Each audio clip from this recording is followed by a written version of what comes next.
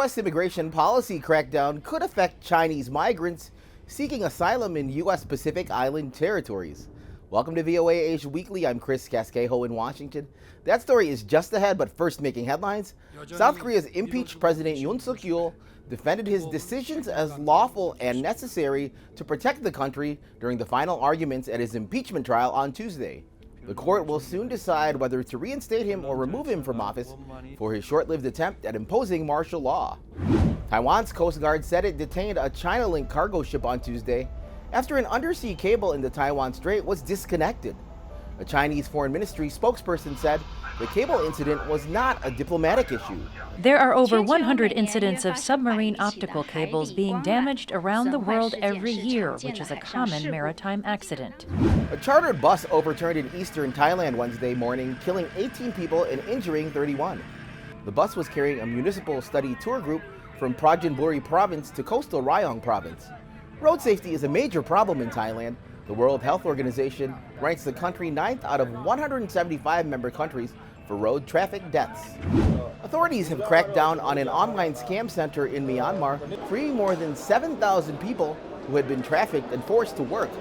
They are now waiting to be repatriated to their home countries. Hong Kong's Financial Secretary Paul Chan plans to spend more than $127 million to establish an AI institute and reduce thousands of civil service jobs. He emphasized that the government will eliminate 10,000 civil servant positions by April 2027 and freeze salaries for civil servants this year. U.S. President Donald Trump's immigration policy has largely focused on migrants trying to cross into the U.S. at its border with Mexico, some having made the perilous trek from as far as South America. But out in the western Pacific Ocean, some Chinese are taking similarly dangerous routes to U.S. territories. VOA's Yu Yao and Zhe Dao have their story. Elizabeth Lee narrates.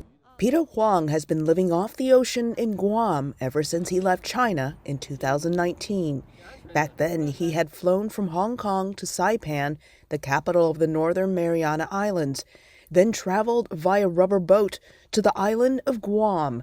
The Northern Marianas and Guam are both U.S. territories in the western Pacific Ocean. It's Guam ahead. The mountains look strange, like a wall. Saipan has been the first stop of Chinese asylum seekers like Huang because it allowed Chinese nationals to stay for 14 days without a visa. But it doesn't accept asylum cases. Guam, about 214 kilometers southwest, does. These asylum seekers worry the stricter immigration policies that U.S. President Donald Trump signed during his first weeks in office could impact their lives. Huang says his involvement in the Hong Kong protests against a proposal to allow extradition to China in 2019 made him, his wife, and daughter targets of the police. Huang's wife left him. He decided to leave for Saipan. She said because of me, she and our child will be implicated. Other Chinese have also taken the dangerous ocean route to Guam.